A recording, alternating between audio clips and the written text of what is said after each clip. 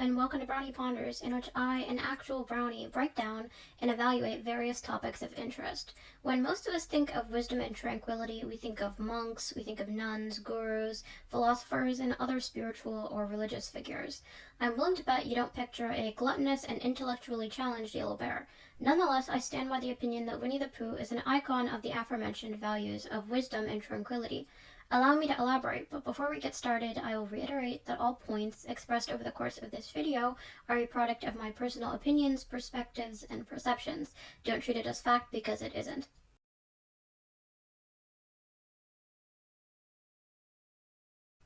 For those of you who aren't familiar with this character, Winnie the Pooh, also referred to as Pooh Bear or simply Pooh, is an anthropomorphic stuffed bear created by English author Alan Milne and illustrated by Ernest Shepard. Pooh came about in a 1926 collection of children's stories titled Winnie the Pooh, detailing the shenanigans of a young boy, Christopher Robin, and his collection of possessed stuffed animals in a forest called the 100-Acre Wood.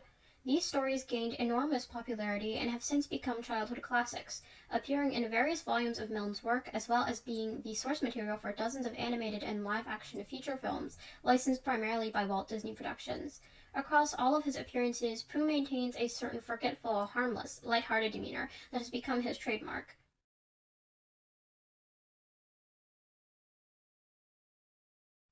Benjamin Hoff's 1982 book, The Tao of Pooh, is perhaps one of the most well-known and only philosophical appraisals of Winnie the Pooh. In this short, cute read, Hoff explores the Chinese philosophy of Taoism, which preaches the virtues of simplicity, patience, harmony, and balance. Taoism dates back to Chinese philosopher Lao Tzu in the 6th century BCE.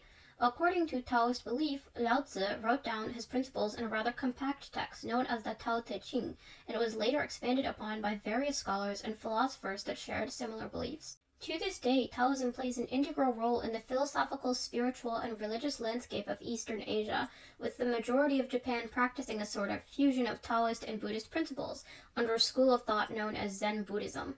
Hoff expands upon the core principles of this fascinating concept using Pooh's content-balanced approach to most events over the course of Milne's works as an example. Hoff also juxtaposes this temperament with the unbalanced values and temperaments unintentionally personified by the other animals in the 100-Acre Wood, such as the intellectual pompousness of Owl, or the controlling cunning of Rabbit, the inferiority complex and anxiety of Piglet, the empty cynicism of Eeyore, or the grandiose overconfidence of Tigger. Hoff points out that in spite of Pooh's seeming simplicity and even density, he is still the protagonist and the hero of the stories. His ability to allow the river of life to babble along as it pleases allows him to be led towards natural solutions, rather than attempting, as the other characters might, to bend the unbendable forces of nature to their own whims. Hoff argues that Pooh's way of life, exaggerated as it is far more sustainable than the principles of inflexibility that we cling to, especially in modern years, as we convince ourselves more and more that we're able to reroute the bends and crooks of our fates and the world around us. Would we not think it ridiculous if a sea captain attempted to will the ocean to carry him across the globe? It seems obvious that an impartial body such as the sea will go wherever it pleases, and those who choose to travel upon it must accommodate its fluctuations. If we feel this way about the sea, why can't we allow the same idea to apply to life, a much greater force? I'm not saying that there's nothing we have control over in our lives. That would be blatantly untrue. But I am saying that we overstate the extent of this control, which is highly restricted at best. Like a buffet, life simply provides options, and you choose from what's available. If life forgets to refill a tray that you really wanted, should you throw a tantrum because it won't materialize before you, or should you simply take from another tray? This is essentially what it means to surrender to the Tao, the way of the universe. Pooh embodies these sentiments at numerous points in Milne's stories. Take, for example, this excerpt in which Rabbit, Pooh, and Piglet have gotten lost and can't find their way home. "The fact is," said Rabbit, "we've missed our way somehow."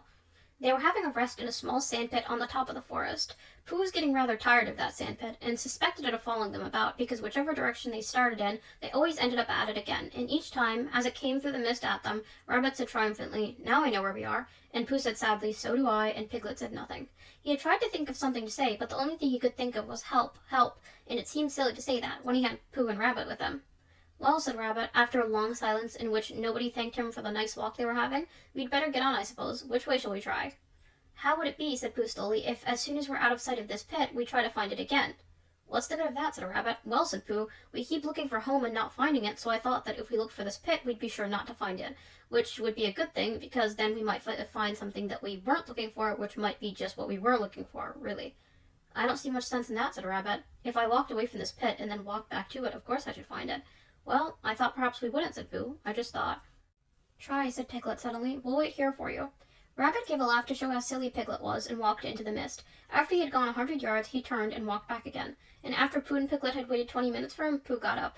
I just thought, said Pooh. Now then, Piglet, let's go home. But Pooh, cried Piglet, all excited, do you know the way?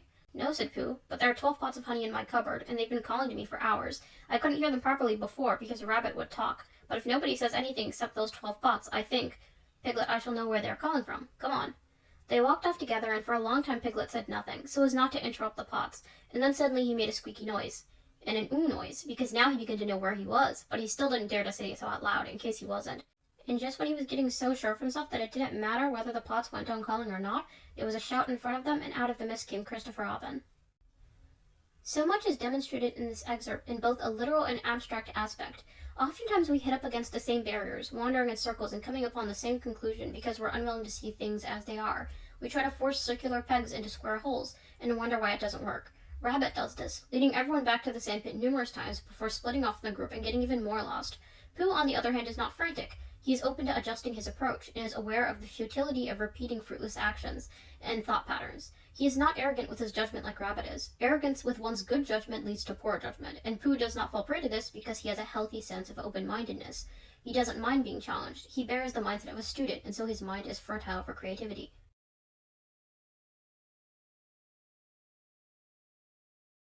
Above all else, I think my favorite thing about Pooh is his willingness to allow life to be fun in the simplest of ways. Unlike so many of us, he realizes that life is happening in the present. He doesn't dwell on past occurrences, nor waste the present thinking of how he will enjoy his life once he has eliminated all manner of imperfection from it. Because of this lack of inhibition, Pooh is able to enjoy simple pleasures. He likes honey, he likes spending time with his friends, and when things take an unexpected turn, he's at most a bit perplexed, but never enraged. Think of the power of this overwhelming tolerance. What do you think we could do if we were a bit more forgiving of life? It's only playing out as it's supposed to, and being angry with that is like yelling at a child who's done something within their nature, like spilling juice. Sure, it's not fun to clean up the juice, but is it worth fuming and raging at the child for? Life does life things. It twists and turns, and it doesn't listen to you the vast majority of the time. Either that, or it grossly misinterprets what you want in ways you didn't want it to. Pooh understands this, and that's why he is perhaps the most enlightened yellow bear to walk this planet.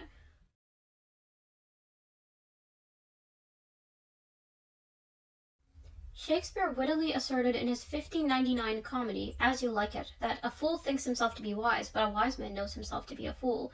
Pooh embodies this sentiment in that he is humble. He's self-aware in every sense of the word. He's aware he isn't terribly bright at times, and that he is not conventionally intelligent in the way some might consider Owl, Rabbit, or Eeyore, and he's very vocal about these self-appraisals. And because of this self-awareness, he's free to act like a fool, and anything he does that is not foolish becomes extraordinary. Conversely, if someone introduced himself to you as an intellectual, you would expect for them to follow through with this. They must always think extraordinary thoughts, or they fall short of their own identity. The fool, however, is completely unfettered.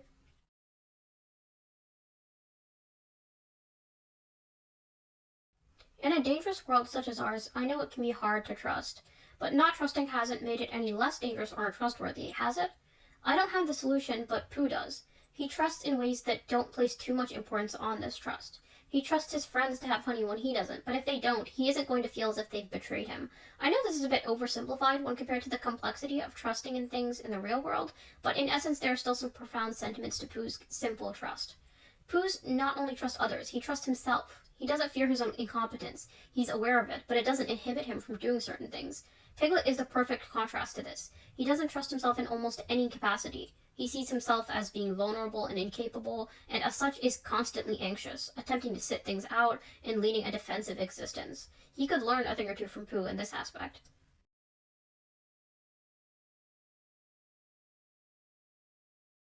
Who would have thought that one of the best portrayals of an ancient Chinese philosophical and religious concept would be that of a reanimated yellow bear with disordered eating habits? Sometimes the most profound manifestations come in unexpected forms.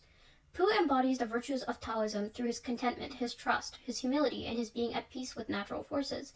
Juxtaposed against the inflexible mindsets of his friends, this is made even more evident.